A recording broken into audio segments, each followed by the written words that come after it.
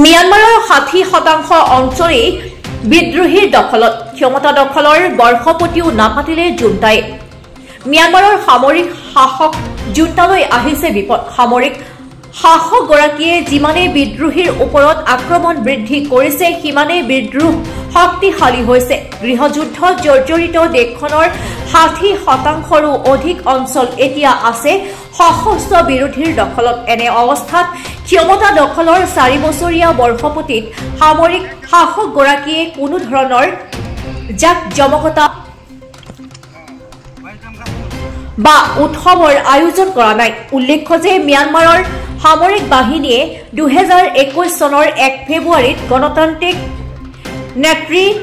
আং সান সু কিৰ national league for ডেমক্ৰেচিৰ নেতৃত্বত নিৰ্বাচিত চৰকাৰত উৎখাত কৰিছিল এই নেতাসকলক কাৰাগাৰলৈ নিক্ষেপ কৰি পুনৰ দেশখনত আৰম্ভ কৰিছিল সামৰিক শাসন বিদ্ৰোহ গোটৰ ঐক্যবদ্ধ সংগ্ৰামত এতিয়া দিশহাৰা হোৱা দিশে সামৰিক জুণ্টা দেশখনত বিদ্ৰোহী সমৰ্থিত WSP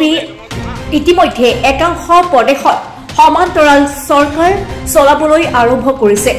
এনে পৰিস্থিতিত এতিয়া সামৰিক জুণ্টাৰ টোপনি হেৰাইছে সেয়ে ক্ষমতা দখলৰ এই বৰ্ষপতিও তেওঁ পৰিহাৰ কৰিছে আজি আমাৰ দলীয় সতীৰ্থ এজনৰ খেতিত আমি কঠীয়া ৰোপণ কৰি শ্ৰমদানেৰে তেখেতক আৰ্থিকভাৱে সকাহ দিয়াৰ উদ্দেশ্যেৰে আজি আমি ইয়াত কঠীয়া ৰুইছোঁ